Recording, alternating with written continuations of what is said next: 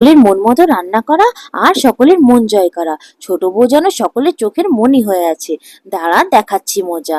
এই খিচুড়ি তো, দাঁড়া, খিচুড়ি খেয়ে আজকে যা হবে না, দাঁড়া তো মজা দেখাচ্ছি।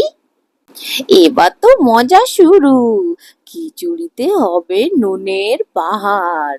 আমার হাতে নুনের জাদু।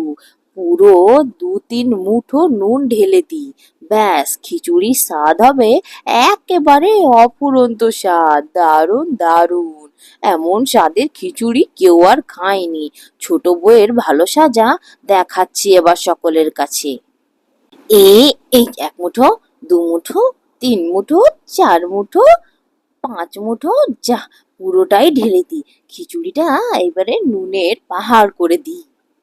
পালাই পালাই, কেউ আবার চলে এসে আমাকে দেখে না নেয় এখানে। তাড়াতাড়ি পালাই রে বাবা। বাবা বাবা, ছোট বৌমা, আজকে দেখছি সকলের পছন্দের খিচুড়ি রান্না করেছো। আর এটা কি? এটা মনে হচ্ছে বেগুনি। এ